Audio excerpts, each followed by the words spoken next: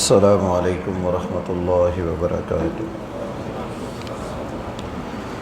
ان الحمد للہ نحمده ونستعینه ونستغفره ونؤمن به ونتوکل علیہ ونعوذ باللہ من شرور انفسنا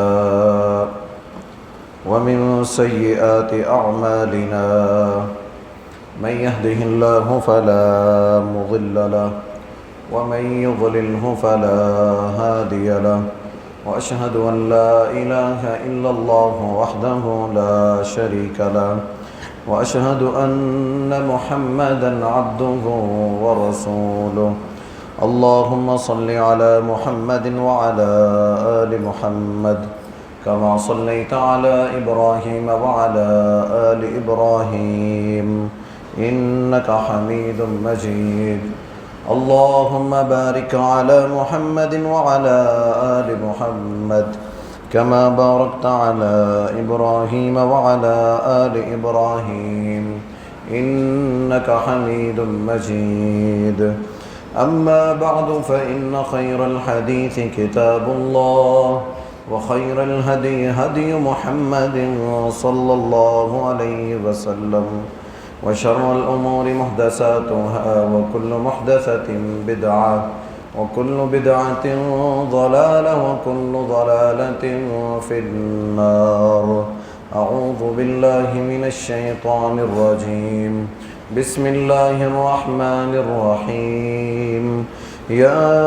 أيها الناس اتقوا ربكم الذي خلقكم من نفس واحدة وخلق منها زوجها وبث منهما رجالا كثيرا ونساء واتقوا الله الذي تساءلون به والأرحام إن الله كان عليكم رقيبا يا أيها الذين آمنوا اتقوا الله وقولوا قولا سديدا يصلح لكم أعمالكم ويغفر لكم ذنوبكم ومن يطع الله ورسوله فقد فاز فوزا عظيما صدق اللہ العظیم۔ ہر قسم کی تعریفات تمہیدات اللہ خالق و مالک کے لیے جو ہمارا مالک ہے، مشکل کشا ہے، پروردگار ہے، جس نے مجھے آپ بھائیوں کو آج کے خطبہ جمعہ میں آنے کی توفیق دی۔ اللہ سے دعا ہے کہ اللہ تعالیٰ مجھے اور آپ بھائیوں کو صحیح معنوں میں عمل کی توفیق عطا فرمائے۔ درود و سلام ہو اللہ کے نبی جناب محمد رسول اللہ صلی اللہ علیہ وآلہ وسلم کی زندگی پر۔ موجودہ حالات میں پریشانیاں، مصیبتیں، ہر طرح کی آزمائشوں سے انسان دوچار ہے۔ سمجھ نہیں آتی کہ ان مشکلات سے نکلنے کا ذریعہ کیا ہے اور حل کیا ہے۔ اگر نعمتیں دیکھی جائیں تو اللہ رب العالمین کا یہ بڑا احسان ہے کہ جو نعمتیں، جو آسائشیں، جو جدید ٹیکنالوجی اللہ تعالیٰ نے ہمیں عطا فرمائی، ہم سے پہلے کسی قوم میں، کسی لوگوں نے اتنی آسانیاں، اتنی آسائشیں نہیں دیکھیں۔ اتنی نعمتیں ہونے کے باوجود ہر انسان پریشان نظر آتا ہے، ڈپریشن کا شکار ہے، مشکلات میں ہے۔ مالی معاملات ہوں، روحانی معاملات ہوں، جسمانی بیماریوں کا معاملہ ہو،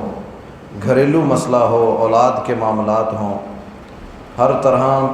کوئی نہ کوئی کسی نہ کسی آزمائش میں مبتلا نظر آتا ہے۔ قرآن مجید اور اللہ کے نبی صلی اللہ علیہ وسلم کا دین ہماری موجودہ حالات میں کیا رہنمائی کرتا ہے،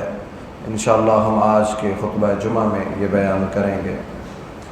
ربیع الاول کا مہینہ شروع ہونے والا ہے، انشاءاللہ ہم سیرت النبی صلی اللہ علیہ وسلم کا ایک بہت بابرکت موضوع ہم انشاءاللہ وہ بھی شروع کریں گے، لیکن موجودہ دور کے حوالے سے جہاں ہر انسان دوسرے انسان سے خفا نظر آتا ہے، پریشان نظر آتا ہے، اس کی وجوہات کیا ہیں اور انسان اس سے کیسے بچ سکتا ہے۔ قرآن مجید میں ہے ظہر الفساد فی البر والبحر بما کسبت ایدی الناس، دنیا میں جو کچھ ہو رہا ہے یہ تمہارے اپنے ہاتھوں کی کمائی ہے، جو تم کرتے ہو وہ سامنے آ رہا ہے۔ وما اصابکم من مصیبت فبما کسبت ایدیکم ویعفو عن کثیر، جو بھی مصیبت تمہیں آتی ہے، مشکل آتی ہے، آزمائش آتی ہے، وہ کسی بھی شکل میں ہو، وہ مالی شکل میں ہو، وہ حالات کی تنگیاں ہوں، وہ اولاد کی نافرمانی ہو، وہ گھر میں ناچاکیاں ہوں، وہ کسی بھی شکل میں ہے، وما اصابکم من مصیبت، جو بھی مصیبت تمہیں پہنچتی ہے اللہ رب العالمین کہتے ہیں یہ تمہارے اپنے اعمال کی وجہ سے ہے۔ وَيَعْفُو عَنْ كَثِيرٍ، تمہارے بہت سے عمل ایسے ہیں جن کو ہم اگنور کر دیتے ہیں، پوچھتے ہی نہیں ہیں، پکڑ ہی نہیں کرتے، معاف کر دیتے ہیں۔ کیا مطلب کہ اگر ہم ان غلطیوں پر بھی پکڑنا شروع کر دیں، اگنور نہ کریں، ہر غلطی کو ہائی لائٹ کر کے تمہیں اس کی فوری سزا دینا شروع کر دیں، تو پھر تمہارے لیے زمین پر رہنا مشکل ہو جائے گا۔ یہ اللہ رب العالمین کی دی ہوئی نعمتیں، یہ آسائشیں، یہ آزادیاں، یہ ملک، ہر چیز اللہ کی طرف سے عطا کردہ ہے۔ یہ ہم مسلمانوں کا عقیدہ ہے، ہر چیز اپنی مرضی سے نہیں چل رہی، نہ یہ حالات ایسے ہیں کہ ہر انسان یہ سمجھے کہ جو کچھ ہو رہا ہے شاید یہ ہماری قسمت میں لکھا ہوا تھا، یا ہم یہ سمجھیں کہ جو چل رہا ہے چلنے دو، ہمیں اس سے کوئی غرض نہیں ہے، حالات جیسے بنتے ہیں بن جائیں، ہم اپنی زندگی بس گزار کر کسی طرح یہاں سے چلے جائیں۔ اللہ رب العالمین نے ان چیزوں کے بارے میں قرآن مجید میں کھول کھول کر باتیں کی ہیں۔ موجودہ حالات میں جو کچھ ہے یہ ہمارے اعمال کی سزا ہے۔ دل کی بے چینی، سکون میسر نہیں ہے۔ ہونا تو یہ چاہیے تھا کہ جتنی نعمتیں زیادہ ہیں سکون بھی زیادہ ہوتا، جتنے وسائل زیادہ ہیں، جتنی ٹیکنالوجی زیادہ ہے، جتنی آسانیاں ہو چکی ہیں، ہمیں اتنا ہی زیادہ سکون ہونا چاہیے تھا، ہماری زندگی آسان ہونی چاہیے تھی۔ لیکن ان ساری نعمتوں کے باوجود آج انسان مشکلات میں، پریشانیوں میں، حالات کے ڈپریشن میں، مایوسیوں میں، انزائٹی کا شکار ہے، اور جناب بے برکتی نظر آتی ہے، برکت ختم ہو چکی ہے۔ یہ سارا کچھ انسان اٹھا کے دیکھے یہ کیوں ہے، تو اللہ رب العالمین ایک ہی وجہ بیان کرتے ہیں، تمہارے اپنے اعمال، تمہارے گناہوں کے اثرات، تمہاری اللہ کی نافرمانیاں، تم معمولی سمجھتے ہو جن گناہوں کو، جن چیزوں کو، اللہ رب العالمین ان کے ذریعے تمہارے اوپر ان آزمائشوں کو، مشکلات کو لے آتے۔ قرآن مجید میں ہے کہ ہم نے ان بستی والوں کو سمجھایا، افامن اہل القری، ان بستی میں رہنے والے، ان علاقے میں رہنے والوں کو سمجھایا کہ باز آ جاؤ، نہ کرو اللہ کی نافرمانیاں۔ ہم ان کو مہلت دیتے رہے، ایک وقت تک ہم نے ان کو مہلت دی، لیکن وہ باز نہ آئے۔ وہ سمجھتے تھے کہ یہ ہمارے مضبوط گھر، ہماری ٹیکنالوجی، ہمارے جدید ذہن ہمیں شاید اللہ کے عذاب سے بچا لیں گے۔ اللہ کہتے جاؤ، جا کر دنیا میں پھرو، دیکھو جن قوموں نے اللہ کی نافرمانیاں کی، ہر چیز ہونے کے باوجود اللہ تعالیٰ نے ان کو کیسے محروم کر دیا۔ مکہ میں لوگوں کے پاس سب کچھ تھا، سرداریاں تھیں، پیسہ تھا، روپیہ تھا، ہر چیز تھی، لیکن گناہوں میں ڈوبے ہوئے تھے۔ بڑے چھوٹے کا ادب نہیں تھا، عورتوں کی عصمت دری تھی، زنا عام تھا، شراب نوشی کرتے تھے، جھوٹ تھا، غیبتیں تھیں، ڈاکے ڈالتے تھے، جس کا دل کرتا مال لوٹ لیتے تھے، سود عام تھا۔ اللہ کہتے ہم نے تمہارے سامنے ہے ایسی بستی میں اپنے رسول کو مبعوث کیا جس بستی کے اندر لوگ گناہوں میں ڈوبے ہوئے تھے، لقد من اللہ علی المؤمنین اذ بعث فیہم رسولا من انفسہم یتلو علیہم، اس لیے بھیجا کہ وہ ان کو بتائے کہ تمہارے یہ گناہ ہیں، یہ غلطیاں ہیں تمہاری، تاکہ تم اپنے آپ کو بچاؤ۔ یہ رسولوں کی ذمہ داری ہے۔ پھر اس کے بعد انبیاء کے وارثین کی کہ وہ لوگوں کو، معاشروں کو، منبر اور محراب کی ذمہ داری ہے کہ وہ لوگوں کو موجودہ حالات میں اصلاح کرنے کی کوشش کریں۔ اللہ کے نبی صلی اللہ علیہ وسلم نے آ کر اس معاشرے میں بدکاروں کو، گنہگاروں کو، جو لوگوں کے حقوق کھانے والے تھے، جو لوگوں کے ساتھ زیادتیاں کرتے تھے، ان کی ایسی تربیت فرمائی کہ وہ سارے دنیا کے امن پسند بہترین لوگ بن گئے۔ کوئی ڈگری نہیں تھی، کوئی یونیورسٹیوں کا نظام نہیں تھا۔ 13 سال مکہ میں اللہ کے نبی صلی اللہ علیہ وسلم نے زندگی گزاری، بہترین اسوہ بن کر دکھایا، نہ ظلم کیا، نہ زیادتی کی، نہ کسی کے حق کھائے، بلکہ امن کے ساتھ لوگوں کو خیر اور بھلائی کا سبق دیتے رہے۔ اللہ تعالیٰ نے 13 سال مکہ میں گزارنے کے بعد 10 سال ہجرت کے بعد کا سال دوبارہ اللہ نے مکہ عطا کر دیا۔ اور جن قوموں نے اپنی حالات کو درست نہ کیا، جو سمجھتے تھے کہ جس طرح ہم زندگی گزار رہے ہیں بس وہی لائف سٹائل ہمارا ہونا چاہیے، اللہ رب العالمین نے ان سے آزادیاں بھی چھین لیں، نعمتیں بھی چھین لیں، اولاد بھی نافرمان بن گئی، بلکہ اللہ تعالیٰ نے قرآن مجید میں انبیاء کی قوموں کے تذکرے کیے، گھروں کے تذکرے کر کے کہا کہ پہلی قوموں کے حالات تمہارے لیے بہت بڑا سبق ہے۔ مومن، نبی علیہ السلام نے فرمایا مومن کا معاملہ بڑا عجیب ہے۔ ایک مومن وہ گناہ کو، غلطی کو کیا سمجھتا ہے، اور ایک عام گنہگار آدمی وہ گناہ کو کیا سمجھتا ہے، اس کی مثال جناب محمد رسول اللہ صلی اللہ علیہ وسلم نے دی۔ پہلے تو آپ سے پوچھا گیا اللہ کے رسول گناہ کیا ہے، گناہ کس کو کہتے ہیں؟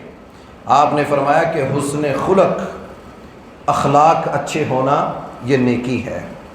فرمایا گناہ وہ ہے جو دل میں کھٹکا پیدا کر دے۔ یہ گناہ کی تعریف جناب محمد رسول اللہ صلی اللہ علیہ وسلم نے کی۔ گناہ یہ ہے کہ جو دل میں کھٹک جائے کہ لوگوں کو اس کا پتہ نہ چلے، لوگوں کو میرے اس عمل کا پتہ نہ چل جائے، چھپائے۔ فرمایا کہ یہ جو کھٹکا ہے یہ گناہ ہے۔ اور فرمایا مومن جو ہے، جو اللہ کے بندے ہیں، وہ گناہ کو ایسے سمجھتے ہیں جیسے کوئی پہاڑ ہے، اس کے نیچے یہ بیٹھے ہیں اور یہ پہاڑ ابھی ان کے اوپر آ جائے گا۔ فرمایا مومن گناہ کو ایسے سمجھتا ہے۔ اور نبی علیہ السلام نے فرمایا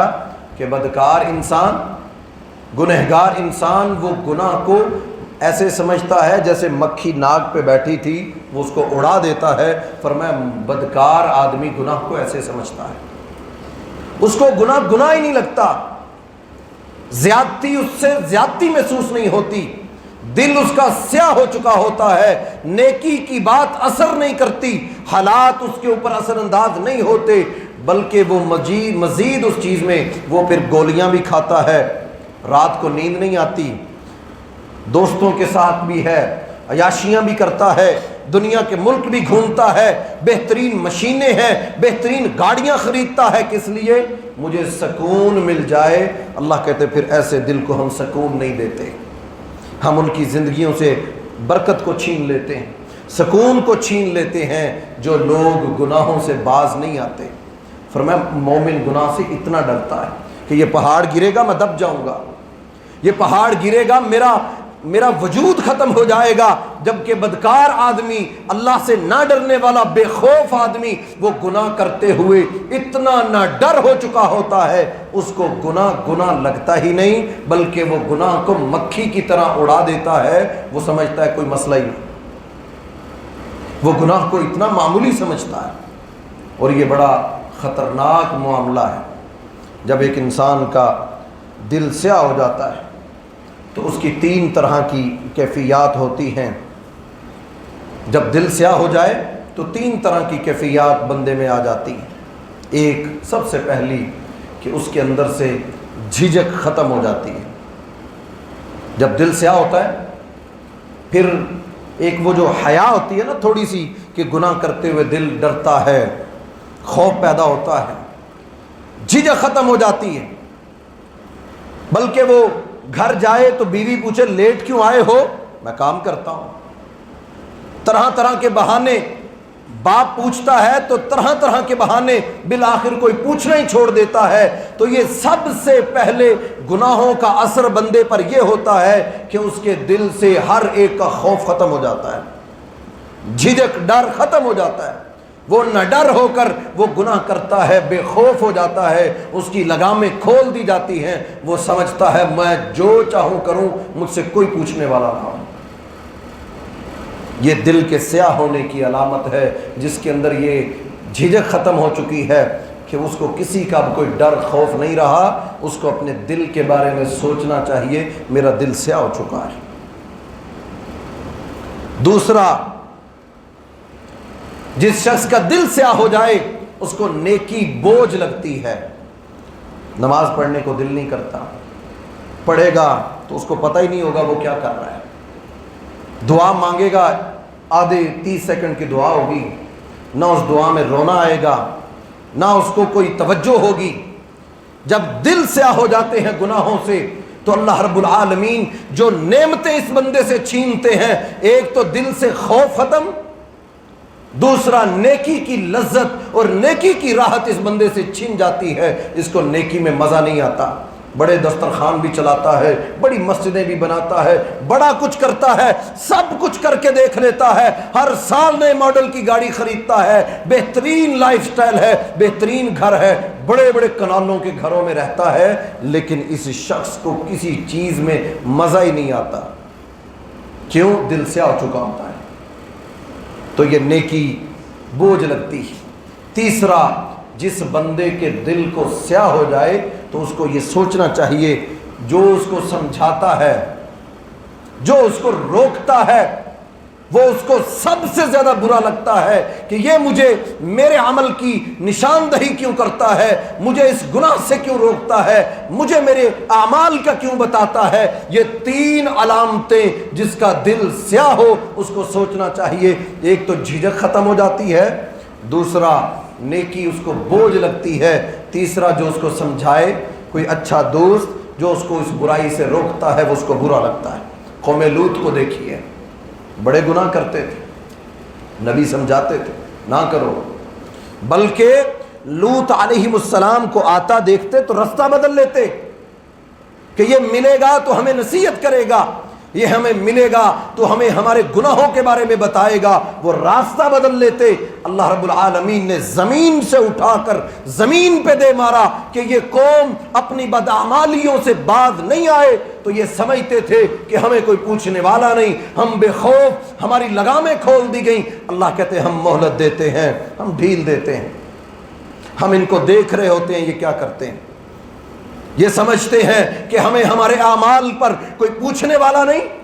ہم اللہ کی زمین پر جو چاہے کرتے رہے، ہم سے کوئی پوچھنے والا نہ ہو۔ ایسا ہرگز نہیں ہے، یہ اللہ کی زمین ہے، تم سے پہلے بھی زمین پر بڑے آئے جو سمجھتے تھے ہم جو مرضی کر لیں، ہمارا کوئی کیا اکھاڑ سکتا ہے۔ اللہ کہتے جاؤ قوم صالح، قوم عاد، قوم سمود، ساری قوموں کو دیکھو، اگر اس سے بھی زیادہ نہیں تو جاؤ جنوبی پنجاب میں جاؤ، بلوچستان میں جاؤ، سیلاب کے وہ علاقے دیکھو، مراکش میں جا کے دیکھو، یہ ساری دنیا تمہارے سامنے ایک فنگر ٹپ کے اوپر دنیا ہے۔ گوگل کر لو کہ دیکھو جو لوگ سمجھتے تھے یہ بڑی بڑی عمارتیں ہمیں بچا لیں گی، ہمیں کچھ پوچھنے والا نہیں، چند سیکنڈوں کے اندر ہزاروں لوگ جو پہلے زندہ تھے، جن کے فیوچر پلان تھے، جنہوں نے دنیا میں پتہ نہیں کیا کرنا تھا،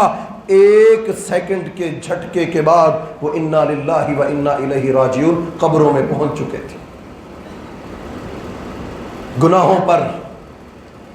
گناہوں کے معاشروں پر اثرات ہوتے ہیں،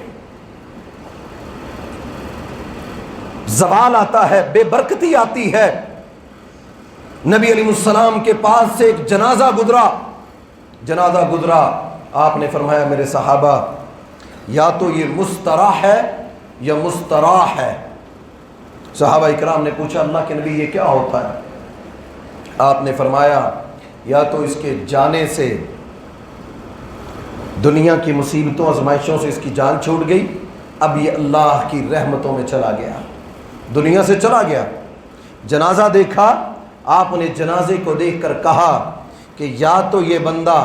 دنیا کی مصیبتوں آزمائشوں سے بچ کر اللہ کی رحمتوں میں چلا گیا، یا پھر یہ اتنا برا تھا کہ زمین پر رہنے والے چوپائے جانور اور انسان بھی اس کے دنیا سے جانے پر راحت میں آ چکے ہیں، کیونکہ اس کا دنیا میں زندہ رہنا معاشروں کے لیے خطرناک تھا۔ اللہ کے نبی صلی اللہ علیہ وسلم نے ایک میت کو دیکھ کر یہ اظہار خیال کیا اور مجھے اور آپ کو بتایا کہ گناہوں کے اثرات لوگوں پر ہوتے ہیں۔ سورہ قلم کو پڑھیے، قرآن مجید میں 29واں سپارہ ہے۔ ایک باپ بہترین کاروبار کرتا تھا، اس کاروبار میں سے اللہ کی راہ میں خرچ کرتا تھا، صدقہ خیرات کرتا تھا، نیکی کے کام کرتا تھا، فقراء اور مساکین کو دیتا تھا، اللہ کی راہ میں خرچ کرتا۔ باپ دنیا سے چلا گیا، بعد میں بیٹے وارث بنے، بیٹھ کر میٹنگ بلائی اپنے آپس میں بھائیوں نے، کہا پھل پکنے والا ہے، باپ کا باغ ہے تو لینے والے صبح صبح آ جائیں گے، تو ہم ایسا کرتے ہیں راتوں رات پلاننگ کر رہے ہیں کہ راتوں رات۔ قرآن مجید میں اللہ تعالیٰ نے یہ واقعہ بیان کیا۔ ہر بات میں مومنوں کے لیے اللہ کہتے ہیں نصیحت ہے۔ سورہ قلم میں اللہ تعالیٰ کہتے ہیں کہ وہ وارث بنے اس مال کے، تو رات کو بیٹھ کے پلاننگ کر رہے ہیں کہ صبح فقراء مساکین، وہ جو زکوٰۃ اور صدقات اور عشر لینے والے وہ پہنچ جائیں گے، تو کیوں نہ ایسا کریں راتوں رات سارا مال اتار کر گوداموں میں سٹور کر لیں۔ یہ آج جو سٹور کرنے والے ہیں، جو مسلمانوں پر معاشروں پر ظلم کرنے والے، حالات کو آسمانوں پر ریٹ کو لے جانے والے، وہ سمجھتے ہیں کہ ہمیں کوئی پوچھنے والا نہیں، ہم جو مرضی ظلم عوام کے ساتھ کرتے رہے، جو اللہ نے ان کو نعمتیں دی ہیں ان کا ناجائز استعمال کرتے ہیں، اس مال کے ذریعے انسانوں کو تکلیف دیتے ہیں۔ اللہ رب العالمین نے سورہ قلم میں باپ اور بیٹوں کا قصہ نقل کیا کہ باپ دنیا سے چلا گیا، بیٹوں نے بعد میں وارث ہونے کے بعد سوچا کہ سارا مال سٹور کر لیتے ہیں، لوگوں کو کہیں گے اس سال ہماری آمدنی کم ہوئی لہذا ان کو دینا نہ پڑے گا، یہ آپس میں تدبیریں چلا رہے ہیں، لیکن ایک آسمانوں کا خالق و مالک بھی تو تھا۔ جب یہ صبح فجر سے پہلے رات کی چند گھڑیاں باقی تھیں، یہ نکلے گھر سے کہ ہم صبح ہونے سے پہلے باغ میں پہنچ جائیں گے۔ قرآن مجید میں ہے اللہ رب العالمین نے نازل کیا سورہ قلم میں، جب اپنے باغ کو دیکھا آسمان سے ایک آگ آئی، اس نے اس سارے باغ کو ہلاک کر کے رکھ دیا۔ صبح پہنچے تو آپس میں دونوں بھائی ایک دوسرے کو کہنے لگے لگتا ہے ہم راستہ بھول گئے، لگتا ہے ہم راستہ بھول گئے، یہ ہمارا باغ نہیں ہے، یہاں سے آگ کے شعلے نکل رہے ہیں۔ دوسرا ایک سمجھدار تھا، وہ کہنے لگا راستہ نہیں بھولے بلکہ ہم اللہ کی پکڑ میں آ چکے ہیں، ہم نے رات کو بیٹھ کے ظلم کی ایک تدبیر بنائی تھی کہ ہم ایسے لوٹیں گے، ایسے قابض ہو جائیں گے۔ قرآن مجید میں اللہ تعالیٰ نے اس پورے قصے کو بیان کر کے میری اور آپ کی اصلاح فرمائی۔ جو گناہ کرتے ہیں، جو سٹور کرتے ہیں، جو معاشروں پر ظلم کرتے ہیں، وہ سمجھتے ہیں کہ وہ سکون اور آرام اور راحت اور چین اور ان کی نسلیں بڑا عمدہ زندگی گزاریں گی، ایسا ہرگز نہیں ہوگا، یہ اللہ کا قانون نہیں ہے، ایسا نہیں ہوگا۔ ہاں مہلت ہم دیتے ہیں، ڈھیل ہم دیتے ہیں، کسی کو قیامت تک کی ڈھیل مل جائے گی، قبر میں پکڑا جائے گا، کسی کو بیماری کے ذریعے اللہ تعالیٰ پکڑ لے گا، کسی کو کسی طرح جو ظلم کرتے ہیں کسی نہ کسی طرح ان سے حساب ضرور لیا جائے گا، الا ماشاء اللہ، جس کو اللہ چاہے معاف کر دے۔ انہوں نے پلاننگ کی، بلکہ ایک تو کہنے لگا ربنا انا کنا ظالمین، ہاتھ اٹھا دیے یا اللہ ہم سے غلطی ہو گئی، ہم نے غلط تدبیر کی، یا اللہ ہمیں معاف کر دے، ہم ظالم تھے، ہم ظلم کر بیٹھے، یا اللہ ہم نے سمجھا کہ شاید اس طرح کرنے سے ہم مال بچا لیں گے، حقیقت میں ہم ظلم کر رہے تھے، یا اللہ۔ اللہ قرآن مجید میں کہتے ہیں کذالک العذاب ولعذاب الآخرۃ اکبر لو کانوا یعلمون، یہ چھوٹا سا ہم نے تمہارے دوبارہ مال دے دیں گے، جس رب نے چھینا وہ دوبارہ دینے پر بھی قادر ہے۔ لیکن اللہ قرآن مجید میں کہتے ہیں کذالک العذاب، یہ چھوٹا سا عذاب ہم نے ان کو چکھایا، کس لیے کہ وَلَعَذَابُ الْآخِرَةِ أَكْبَرُ، کہ یہ چھوٹی چھوٹی آزمائشوں پر، چھوٹی چھوٹے معاملات پر تم کہتے ہو کہ گناہ کر لیں، کوئی دیکھنے والا نہیں، کوئی روکنے والا نہیں، کوئی ٹوکنے والا نہیں، تمہارے گناہوں سے اس معاشروں پر اثر یہ ہوتا ہے اللہ رب العالمین نیکی کی، رحمت کی بارش کو روک لیتے ہیں۔ فرمایا اگر جانوروں کا، اللہ رب العالمین کو جانوروں کا احساس نہ ہو کہ جانور ہیں، چوپائے ہیں اس زمین پر، ورنہ گناہوں کی وجہ سے اللہ رب العالمین ان انسانوں پر بارش کو اتارے ہی نہ۔ یہ اثرات ہیں، ہمیں اپنے آپ کے اندر جھانکنا چاہیے۔ ہم جن گناہوں میں لگے ہیں آج بے برکتیاں ہیں، برکت ختم ہو گئی، وہ گھروں کی لذتیں، وہ راحتیں، ایک کماتا سب کھاتے، وہ جتنی مہنگائی ہو جائے، جو کچھ ہو، اگر یہ قوم باز آ جائے اللہ کہتے ہیں میں اس قوم کے نصیب بدل دوں گا، حالات بدل دوں گا۔ آئیے دیکھیے قرآن مجید ہماری کس خوبصورت انداز میں رہنمائی کرتا ہے، اور اللہ کے نبی صلی اللہ علیہ وسلم نے اس ڈوبے ہوئے معاشرے کو جس پر سارے حکمران تھے، کبھی ایران کہتا کہ یہ مکہ ہمارا ہے، کبھی روم کہتا ہمارا ہے، کبھی یمن کہتا یہ ہمارا ہے، کوئی سر پاؤں نہیں تھا، جس کا دل کرتا غلام بنا لیتا، جس کا دل کرتا حکومت کرتا۔ اللہ کہتے اس مکہ کی تقدیر کو ہم نے بدلا، ان کے حالات کو بدلا، ہم نے ان کی معیشت کو بہتر کیا، ہم نے ان کے اندر بہتری لائے، کس وجہ سے کہ وہ ہمارے ہو گئے، انہوں نے اللہ کو رب مان کر اس کے حکم کو حکم مانا، گناہوں سے بچے۔ وہ آج کا مکہ، آباد مکہ جہاں دنیا جانے کو ترستی ہے، اللہ کہتے نعمتیں ہی نعمتیں، کیوں؟ انہوں نے اپنے آپ کو گناہوں سے بچایا۔ جو قومیں نہیں بچاتی اس کی مثال دے کر رسول اللہ صلی اللہ علیہ وسلم نے سمجھایا کہ ایک کچھ لوگ کشتی میں سفر کرتے ہیں، کچھ نیچے ہیں، کچھ اوپر ہیں۔ جو گناہ کرنے والے، اللہ کی نافرمانیاں کرنے والے، جن کو توبہ کی توفیق نہیں ہے، یاد رکھیں امام شافعی رحمہ اللہ نے اپنے استاد امام وقی رحمہ اللہ سے کہا کہ میں بھول جاتا ہوں، یاد نہیں آتا۔ ہمیں بھی سوچنا چاہیے، ہمیں چیزیں یاد نہیں رہتی، ہمارا حافظہ کمزور ہے۔ امام شافعی رحمہ اللہ کہتے ہیں میں نے اپنے استاد سے شکایت کی کہ مجھے چیزیں بھولنے لگی ہیں، تو وہ کہنے لگے گناہوں کو چھوڑ دو، گناہوں کو چھوڑ دو، یہ نہیں کہ کیلنڈر بنا لو، نوٹس لکھ لو، سسٹم لگا لو، الارم لگا لو۔ امام شافعی رحمہ اللہ کہتے میرے استاد نے کہا گناہوں کو چھوڑ دو، علم اللہ کا نور ہے،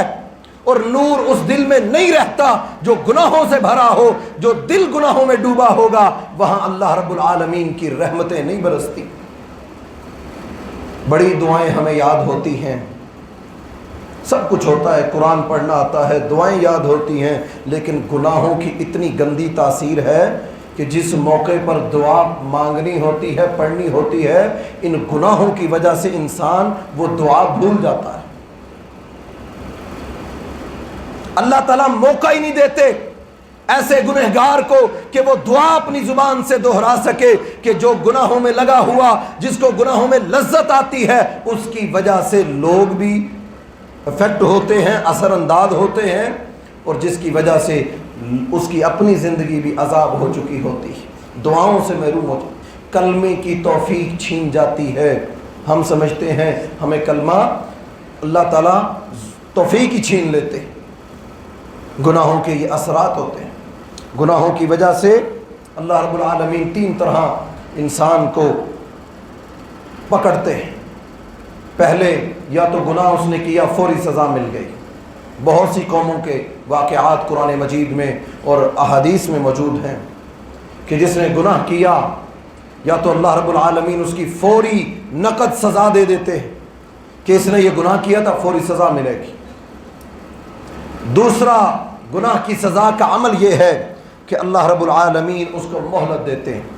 مہلت کس طرح؟ چھوڑ دیا، شاید یہ باز آ جائے، پھر اس نے گناہ کیا، پھر توبہ کر لی، شاید یہ باز آ جائے، شاید یہ رک جائے، شاید یہ رک جائے، ایک وقت آتا ہے کہ اس کو تاخیر، مہلت دی جاتی ہے۔ تیسرا یہ ہے کہ خفیہ تدبیر ہے اللہ رب العالمین کی کہ یہ گناہ کرتا ہے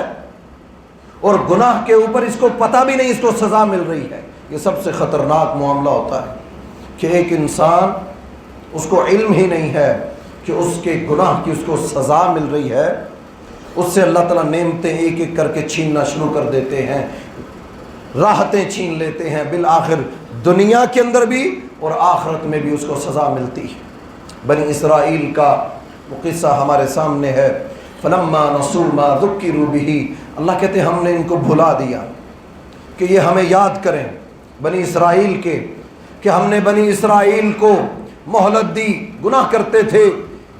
ناپ تول میں کمی کرتے تھے، کاروبار میں فراڈ کرتے تھے، ہمیشہ سوچتے تھے کہ زیادتی کیسے کرنی ہے، کیسے لوگوں کو لوٹنا ہے، ہمیشہ ان چکروں میں بنی اسرائیل رہے، نبیوں کی بات پر عمل نہیں کرتے تھے،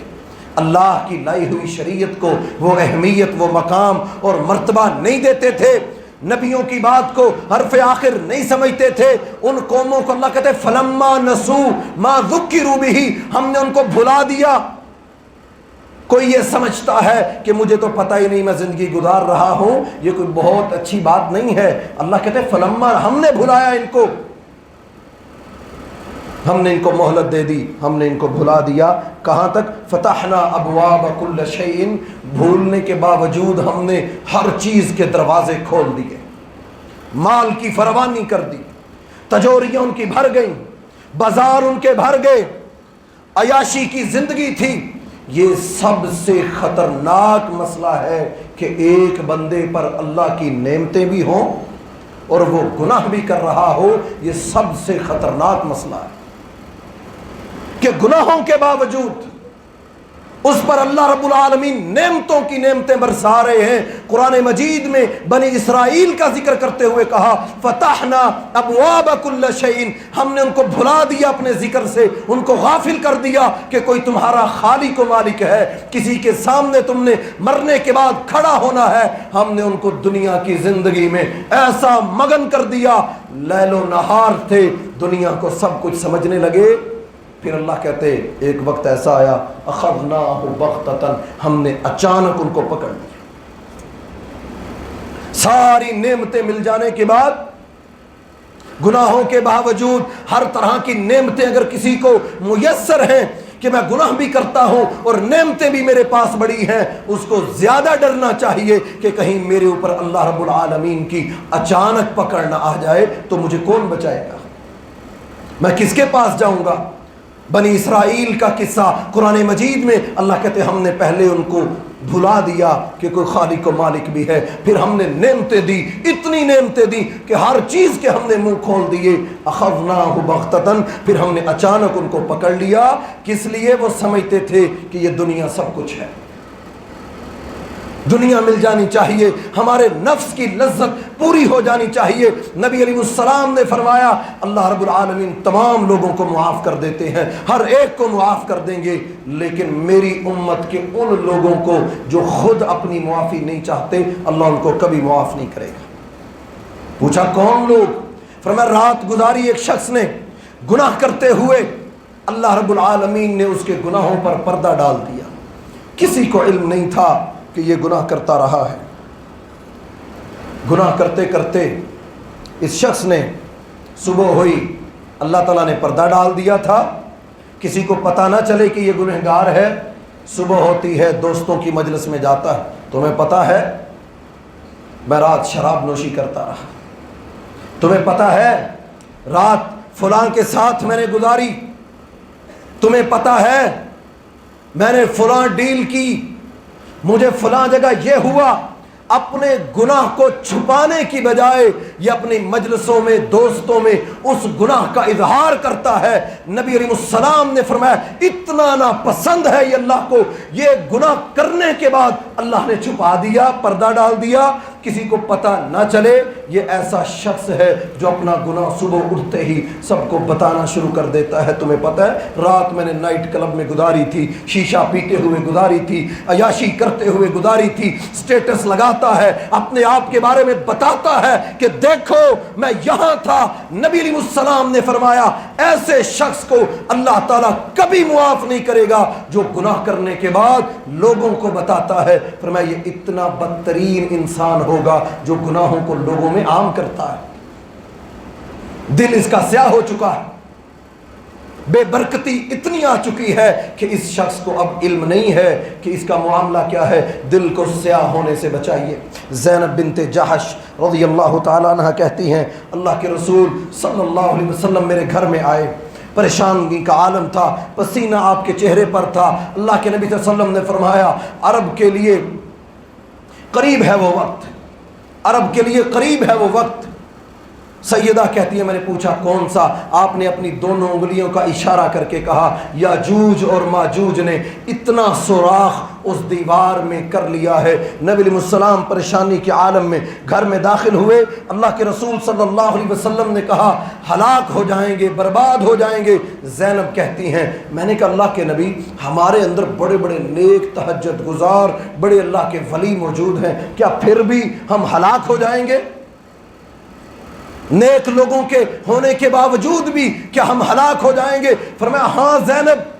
جب لوگ گناہ کریں گے، گناہوں کے اندر ڈوبی ہوئی قومیں جب وہ گناہ کریں گے تو ان کے نیک لوگ بھی ان کی وجہ سے اس گناہ کے اندر پکڑے جائیں گے۔ یہ مثال دی وہ کشتی والوں کی کہ ایک اوپر ہے ایک نیچے ہے، سمندر میں سفر کرتے ہیں۔ اب ہوا یہ کہ کشتی والوں نے آپس میں بیٹھ کر ایک اصول بنا لیا کہ نہ نیچے والے اوپر آئیں گے نہ اوپر والے نیچے جائیں گے۔ نبی علیہ السلام نے یہ مثال دی ان معاشروں کی جو کوئی پرواہ نہیں کرتے، بے سکونی زندگی میں، ہر طرح کے بے چینی ہونے کے باوجود، ٹینشنوں میں ہونے کے باوجود، ڈپریشن میں ہونے کے باوجود، مصیبتوں مشکلات میں ہونے کے باوجود، بدترین حکمرانوں کے مسلط ہونے کے باوجود، مہنگائی کے عام ہونے کے باوجود اپنے آپ کی اصلاح نہیں کرتے۔ وہ اس مثال کو اپنی زندگی کے اندر ہی دیکھ لیں۔ نبی علیہ السلام نے فرمایا اس قوم کی مثال ایسے ہے جیسے کچھ لوگ سمندر میں سفر کرتے ہیں، کچھ کشتی کے اوپر ہیں کچھ کشتی کے نیچے ہیں، نیچے والے حصے میں آپس میں اصول بنا لیتے ہیں، نیچے والے اوپر نہیں جائیں گے، اوپر والے نیچے نہیں آئیں گے، آپس میں اصول بنا لیا۔ اب نیچے والے ان کو پانی کی ضرورت تھی، انہوں نے کہا ہمیں پانی چاہیے، وہ پانی لینے کے لیے اوپر جاتے ہیں، اوپر والے آنے نہیں دیتے، تم اپنی جگہ رہو ہم اپنی جگہ ہیں۔ اب نیچے والے آپس میں مشورہ کرتے ہیں، اوپر تو جانے نہیں دیتے، ایسا کرتے ہیں کشتی کے نیچے تختے میں ہم سوراخ کر کے پانی یہاں سے حاصل کر لیتے ہیں۔ نبی علیہ السلام نے ایسے معاشروں کی جو کوئی کسی کو گناہ کرتے دیکھے روکتا ہی نہیں ہے، جو کسی کو روکنے والا نہ ہو، جب کوئی کسی کو پوچھنے والا نہ ہو، جب دل سے خوف ختم ہو جائے، جب گناہوں میں لذت آنے لگ جائے، جب اللہ کا ڈر، گھر والوں کا ڈر، ماں باپ کا ڈر، خوف ختم ہو جائے، دل سیاہ ہو چکے ہوں، تو نبی علیہ السلام نے یہ مثال دی۔ فرمایا ایسے معاشروں کی مثال ایسے ہے، اگر یہ نیچے والے اس کشتی میں سوراخ کر لیتے ہیں اور ان کو روکنے والا کوئی نہیں، نیچے والے بھی ڈوب جائیں گے، اوپر والے بھی ڈوب جائیں گے۔ اوپر والے یہ سمجھتے ہیں ہمارا نیچے والوں سے لینا دینا کوئی نہیں، یہ جانے ان کا کام جانے، جیسے ہم یہ سمجھتے ہیں ہمیں کیا، جو جیسے زندگی بسر کرتا ہے کرتا رہے، ہمارا کیا، ہم تو ٹھیک ہیں، ہم تو نماز پڑھتے ہیں، ہم تو بڑے اچھے ہیں، ہماری تو صدقات اور زکوٰۃ بڑی اچھی ہیں۔ دین ایسا نہیں ہے۔ اسلام کتنا خوبصورت دین۔ نبی علیہ السلام نے وضو کرنے کے بعد کہا اشہد اللہ الہ الا انت استغفرک واتوب الیک۔ تم وضو کرتے ہو، وضو عبادت ہے، وضو عبادت ہے، گناہ جھڑتے ہیں۔ اس کے بعد بھی کہا میں گواہی دیتا ہوں اللہ کے سوا کوئی عبادت کے لائق نہیں، لیکن ساتھ ہی کہا میں اللہ سے پناہ مانگتا ہوں۔ نماز پڑھ کر سلام پھیرتے ہیں، السلام علیکم ورحمۃ اللہ، السلام علیکم ورحمۃ اللہ، آواز بلند کر کے اللہ اکبر، استغفر اللہ استغفر اللہ استغفر اللہ، اللہ میں تیری پناہ میں آتا ہوں، میں تو اس سے پناہ طلب کرتا ہوں۔ پڑھی نماز ہے، گناہ کا عمل نہیں تھا، نماز پڑھنے کے باوجود، وضو کرنے کے باوجود اللہ کے نبی صلی اللہ علیہ وسلم نے اس امت کو کثرت کے ساتھ اللہ سے معافی مانگنے کی ترغیب دلائی ہے، تلقین کی ہے۔ قدم قدم پر صحابہ کرام کہتے ہیں ہم نے اللہ کے نبی صلی اللہ علیہ وسلم کو مصلی پر بیٹھے ہوئے دیکھا، ہم نے آپ کی زبان سے 70 سے زائد مرتبہ آپ کو جہنم سے پناہ مانگتے ہوئے دیکھا، ہم نے استغفار کرتے ہوئے دیکھا۔ عمر بن خطاب رضی اللہ تعالی عنہ کے بارے میں صحابہ اکرام کہتے ہیں ہم نے عمر کو بارش کی دعا کے دوران کہ لوگ بارش مانگنے کے لیے کھلے میدان میں نکلے تھے، اللہ ہم پر رحمت کی بارش نازل فرما، ہم نے عمر کو دیکھا، امیر المؤمنین کو دیکھا، وقت کے حکمران کو دیکھا۔ موجودہ حالات کے اندر اگر کوئی چاہتا ہے میرے غم ختم ہو جائیں، میری ٹینشنیں کم ہو جائیں، میرے حالات بہتر ہو جائیں، میرے معاملات ٹھیک ہو جائیں، تو آئیے یہ وہ فارمولہ ہے جو اللہ کے نبی صلی اللہ علیہ وسلم نے 1400 سال پہلے امتوں کو، قوموں کو دیا تھا کہ اپنے آپ کو گناہوں سے بچاؤ، اللہ تم پر رحمتیں کر دے گا،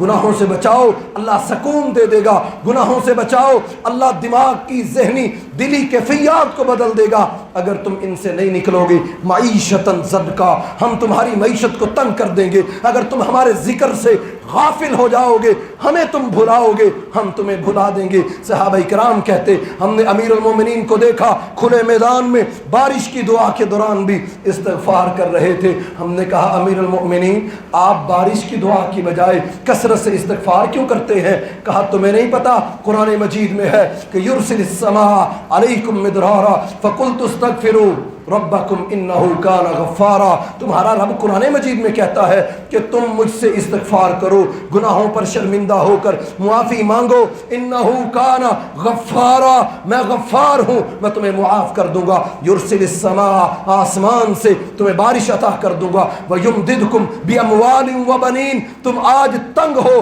کہ تمہارے بینکوں میں ریزروز نہیں ہے، تم تنگ ہو کہ حالات کی تنگی ہے،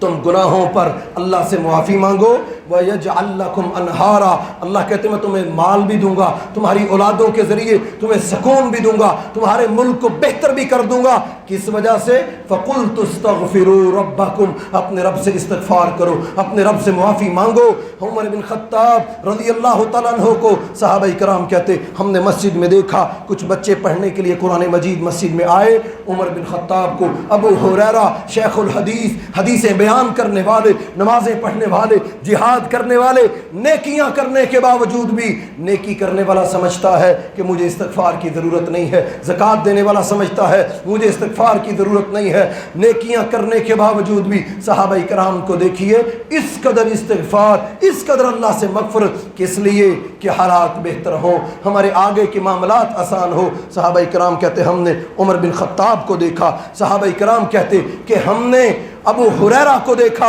کہ ان قرآن پڑھنے والے معصوم بچوں کے پاس چلے جاتے، کہتے اللہ رب العالمین کے سامنے میرا نام لے کر کہو نا کہ یا اللہ عمر کو معاف کر دے، یا اللہ ابو ہریرہ کو معاف کر دے، ان کے کون سے اتنے بڑے گناہ تھے، راتیں تہجدوں میں گزارتے تھے، 5 وقت کے نمازی تھے، ذکر و اذکار کرتے تھے، کسی کے ساتھ زیادتی نہیں تھی، راتوں کو جا کر عوام اور رعایا کی خدمتیں کرتے تھے، لوگوں کے بوجھ اٹھاتے تھے، جہاد کے میدانوں میں پہلی صفوں پر ہوتے تھے، اتنی بڑی حکومت 64 ملکوں پر دنیا کی حکمرانی کرنے والے، اتنی بہترین معیشت کو، بہترین نظام کو چلانے والے، آج امت مسلمہ کو یہ سبق دے کر گئے فَقُلْتُ اسْتَغْفِرُوا رَبَّكُمْ، اپنے رب سے استغفار کرو اگر چاہتے ہو بجلی کے بل کم ہو، اپنے رب سے استغفار کرو اگر چاہتے ہو زندگیوں میں سکون آ جائے، اگر چاہتے ہو کہ یہ انزائٹی، یہ ڈپریشن، یہ بیماریاں، یہ طرح طرح کے حالات، اولاد نافرمان، گھر والے سنتے نہیں، ہر جگہ سکون نہیں، سگریٹیں پیتا ہے، نشہ کرتا ہے، سمجھ کچھ نہیں آتی، اس بندے کو چاہیے اپنی محفل کو بدلے، اپنی زندگی کو بدلے، اپنے آپ کو گناہوں سے دور رکھے، اپنے دل کی سیاہی کو ختم کرے۔